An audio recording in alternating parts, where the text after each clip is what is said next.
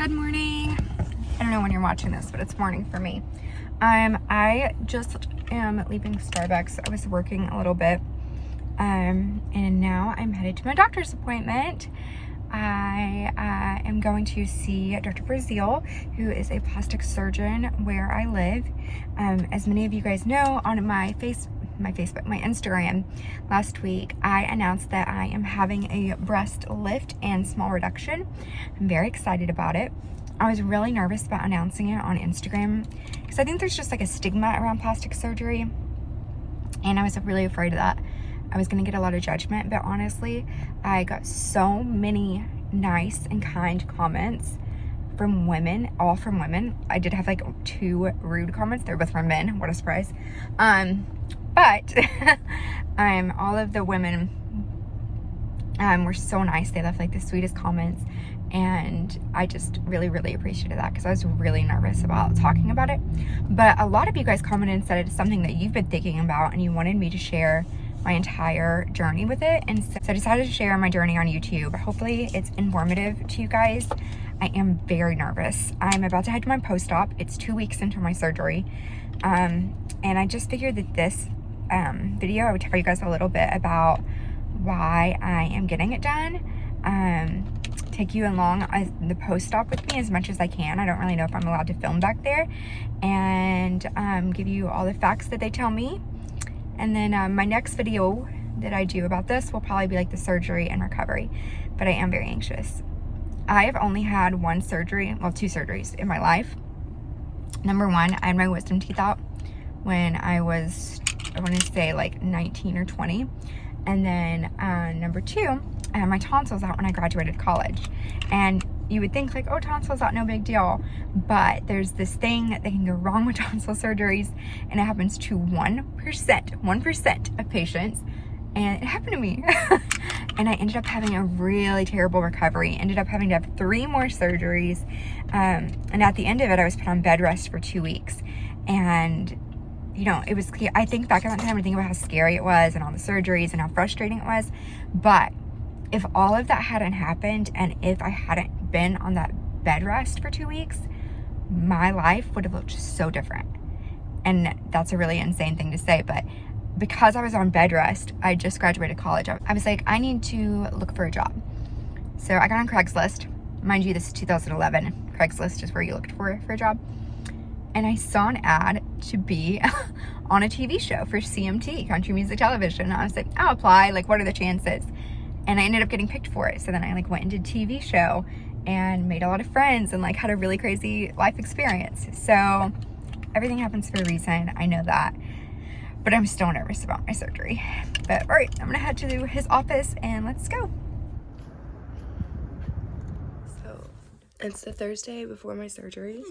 My surgery is supposed to be tomorrow. Hello. And I think I'm gonna have to reschedule it. I don't think I think the doctor will probably reschedule it because if you can't tell, I'm very congested. Am I not giving you enough attention?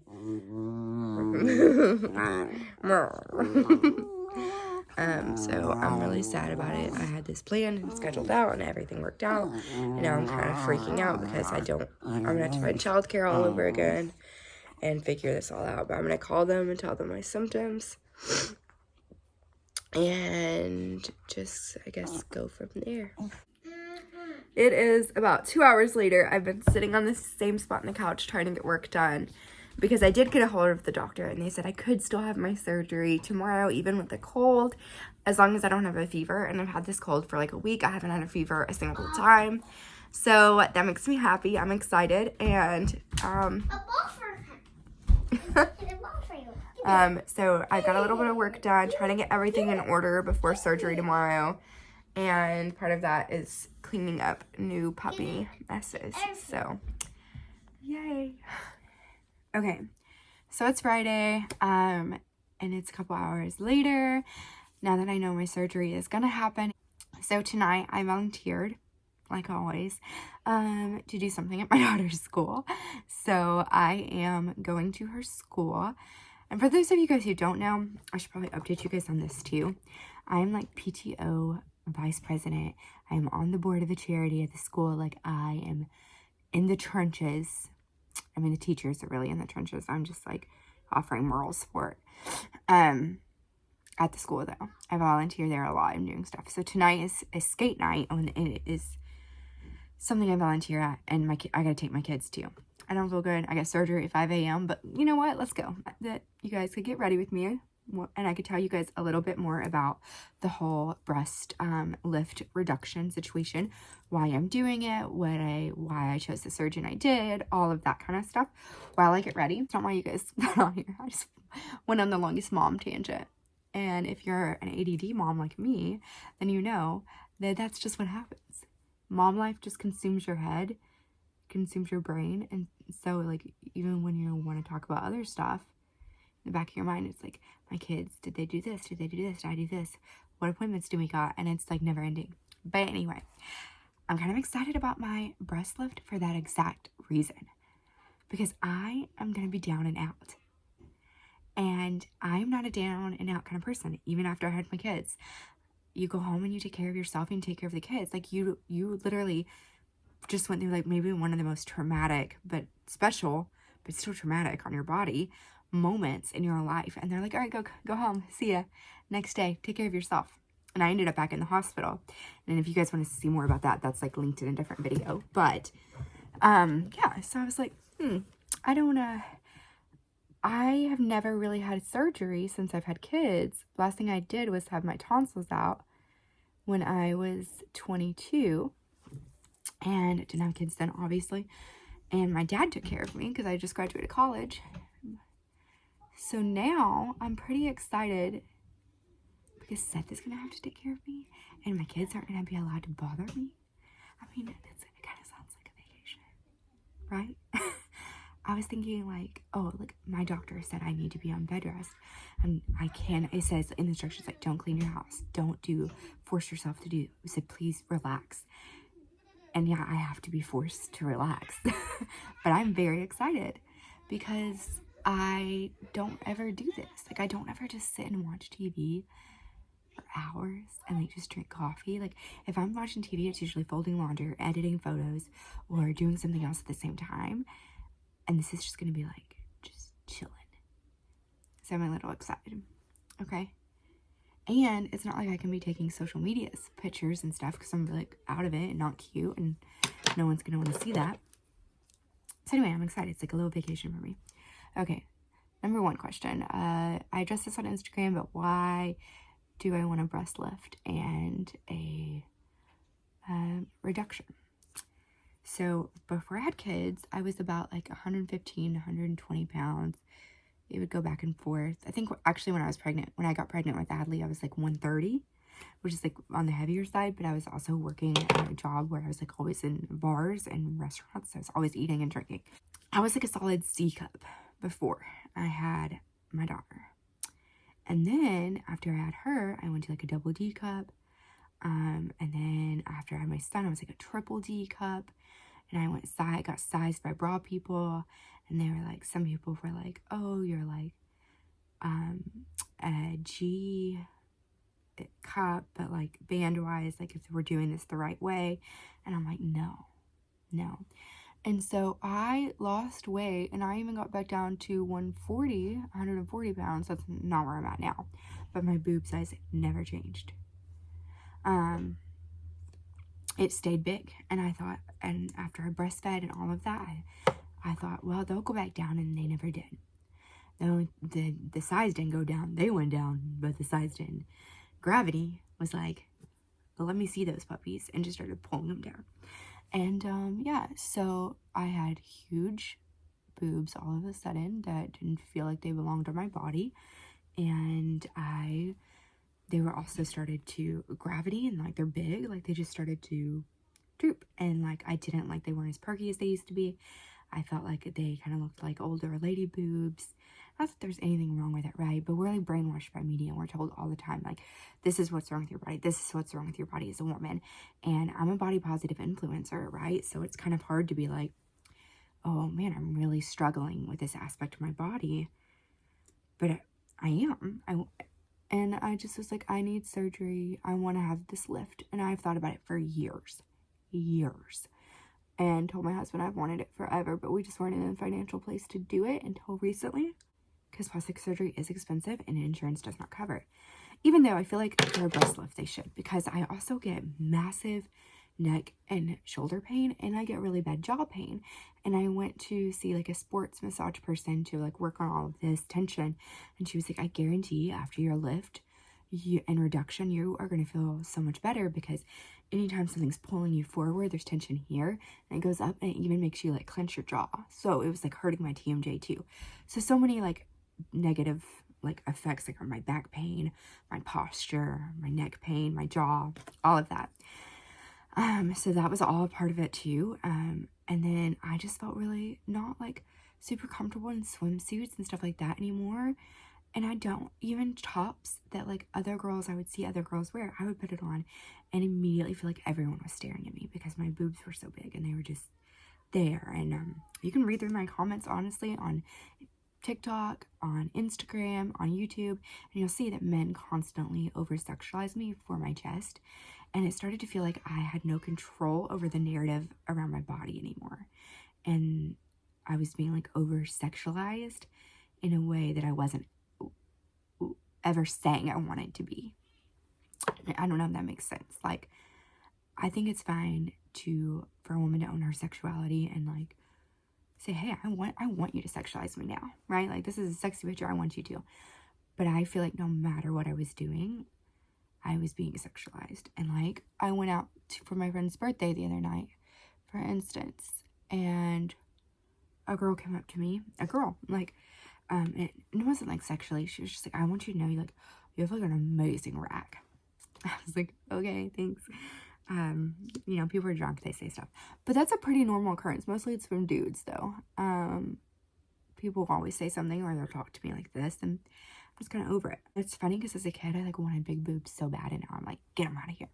Once Seth and I realized that we were in the place where we could financially afford it, we went and I made consultations with several plastic surgeons in Knoxville, which is where I live. I chose Dr. Brazil because, and no, I don't have any like partnership with him or anything like that. A lot of the doctors tended to be like super, like, this is what's gonna happen, this is how it will look. They just like drew it on the paper, and they didn't seem very smiley or happy or anything like that. And as soon as I met Dr. Brazil, he was like, you could tell he is excited about his job. I gotta hurry this up because I have to pack my kids' suitcases because they're staying with their grandparents tonight because my surgery is so early and tomorrow is a school day. So thankful that my in-laws are helping out, and I'm also thankful for my best friend Lexi, who is gonna watch Atticus all day. Like, thank God I have people in my life. Okay. So Dr. Brazil, super excited about his job. You could tell he was excited about like the project of like me. And he was really nice. And that's really like what I wanted in a surgeon. Like, he had amazing reviews. I think he's probably the most well-known surgeon in the area, is what I would say. Like, everyone knows Dr. Brazil and boob jobs. Like, everybody kind of knows that. But I think there's a reason for that. And it was because he had great manners, like bedside manner. And he just seemed to like his job, and that's what you want. Like, I want to work with someone who loves what they're doing, and so they're gonna like do a great job. Pricing, I got a cash discount because we paid in all cash, and it was about overall just almost $8,000, like $7,800. I think it was gonna be a little bit more. No, I think it was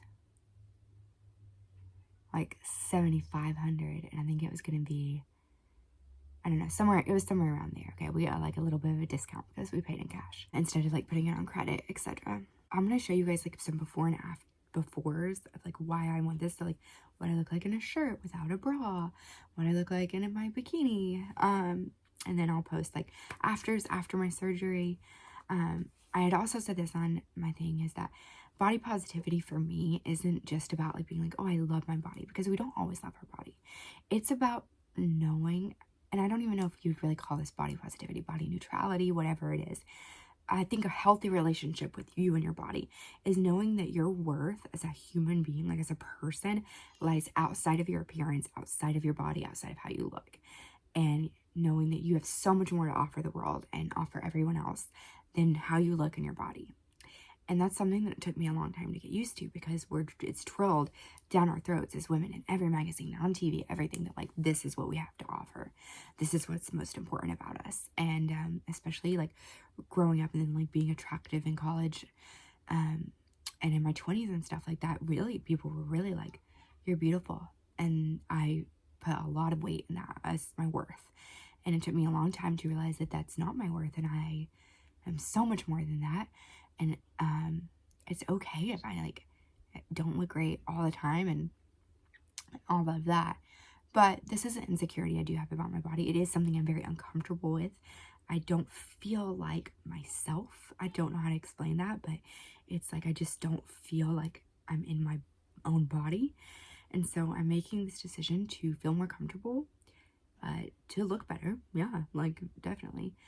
But I know that it's not associated with my worth. And I think people should be allowed to do whatever they want with their bodies, right? Talking to you, Republican senators.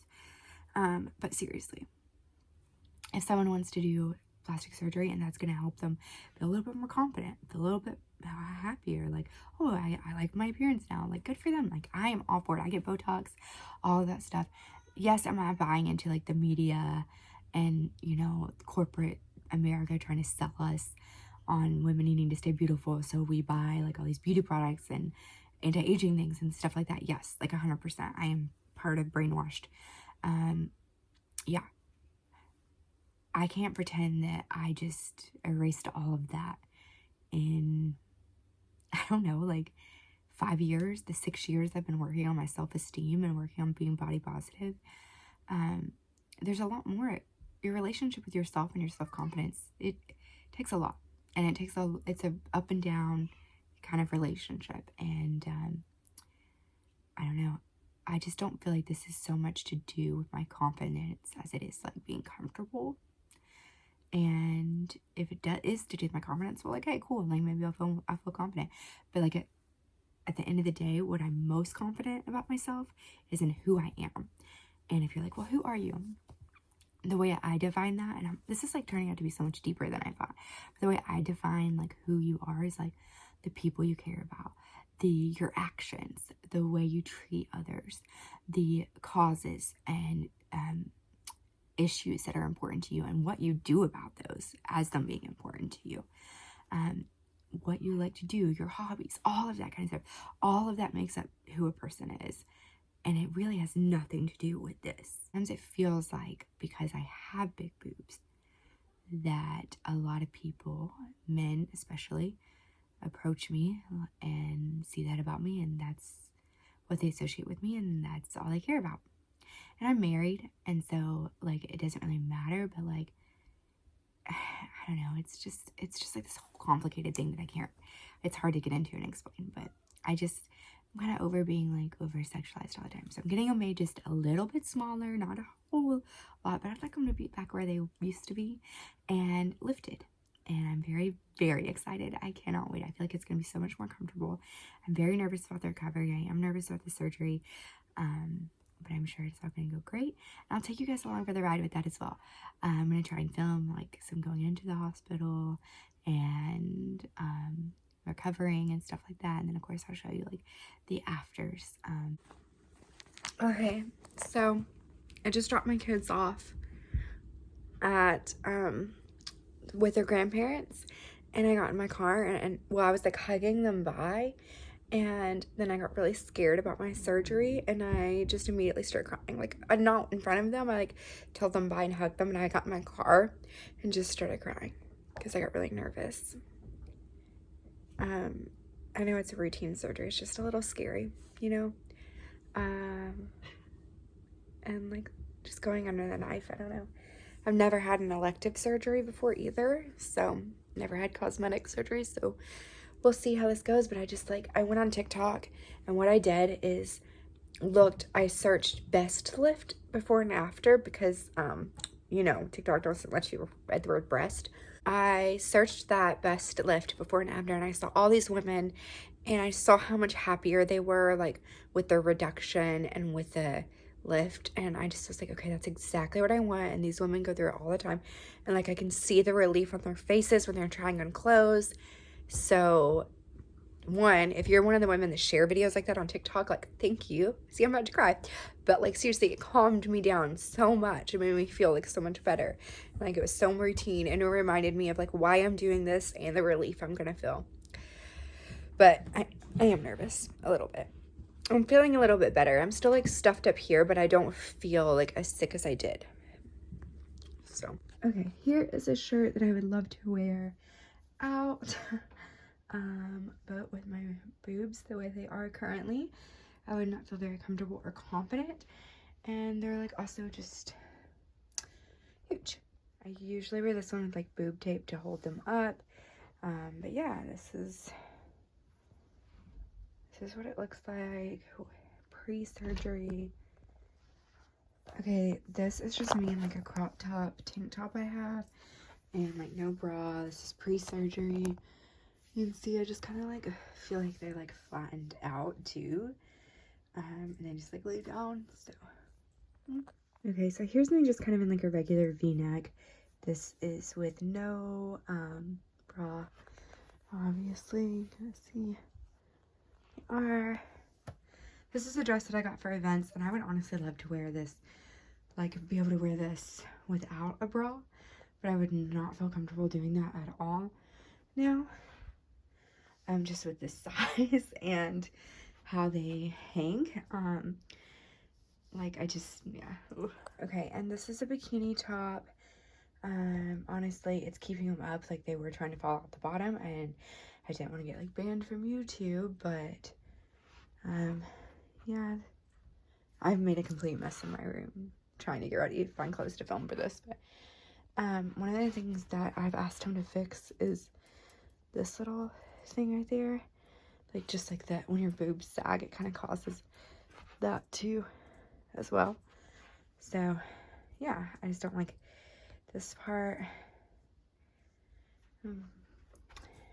Yeah. Okay, final outfit. Sorry I've done so many, but I just wanted to give you guys a really good idea.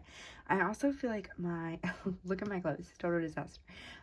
My right breast is lower than my left breast here, and maybe like a little bit bigger too. So I'm hoping they'll even it out. But yeah, this is just a pair of pajamas I'd wear, and like I'd want to just feel cute and sexy in them, and I do not feel that way at all. Mostly because of my boobs. I just feel like they're just like saggy and not where I want them to be, and I just wouldn't like, I don't know, when I like go to bed with my husband I want to feel cute, and I don't feel that way. I just don't feel like super attractive. I just don't feel comfortable. And like if I'm gonna sit down to eat dinner or like breakfast, right, and I'm eating breakfast with the kids, I'm like, oh my gosh, like I just don't know. And then also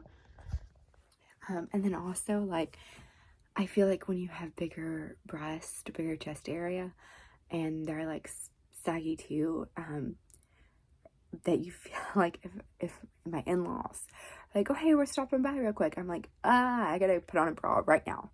Like I don't want anyone to see me. I wouldn't open the door for like the package man or anything like that. And before I never felt like that before I had kids, but now I do. I'm like, oh my god, I cannot let them see me without a bra. Yeah, getting my surgery tomorrow. I filmed all this really last minute, and now I gotta clean up my room.